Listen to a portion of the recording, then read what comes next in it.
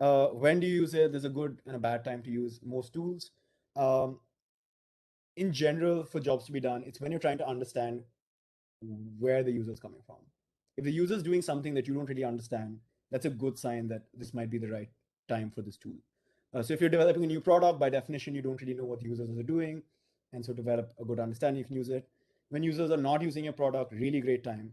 And when people are misusing your product, that's really good. Because clearly they've discovered some, like they're telling you, hey, we have this need that a product kind of fills, but not really.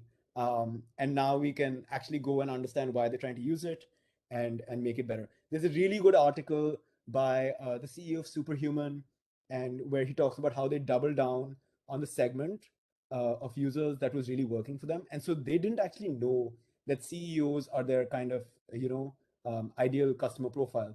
But when they saw who was using the product and where, they were able to kind of figure out what job they were accomplishing, which was basically like getting to inbox zero really really quickly. And so when people misuse your product or you see random things in your product that you weren't expecting, try to pull this out and see if it gives you a more detailed understanding of what's going on. Okay. Does anyone have any questions, anything to say? Anything? Okay. I have a I think, quick question, Devansh. If you go back to the last slide, um, you provide really good examples of when you should use jobs to be done. I'm curious, would you ever use the jobs to be done framework when people are using your product properly, but you want to find maybe optimal ways um, of using that product or changing the journey? Would you ever kind of use it as a way to improve what they're doing? yeah, Like yeah, if that makes sense. yeah. I mean, it depends on your definition of properly, right? For me, like properly would be everybody in the world is using a product all the time, in which case you maybe don't need it. Mhm. But there's always,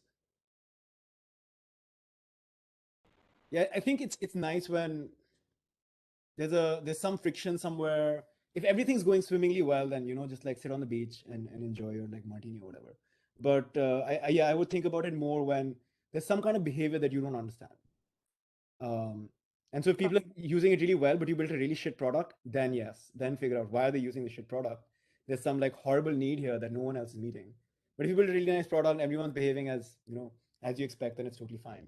Like if Gabriel right now, start like went on mute and started like saying something really like big, then I'd be like, okay, like something's wrong. There's some need that Gabriel has that's not being met right now. But he's silent, he's sitting. Like I assume everything's okay. I don't need to dig into what he's feeling or needing right now. Yeah. Oh, you can use this anywhere. So when you have a consulting engagement, like go and try to figure out what is the job to be done for your stakeholder, right? Sometimes, I mean, there are people who just want to like get their next promotion, and so they hire consultants to come and like blow the metric out of the water for like the next quarter. Somebody else may have a really long-term view. Somebody else may just want to cover their ass and use you as an excuse. So just like try and understand what is the real need that even your stakeholders have.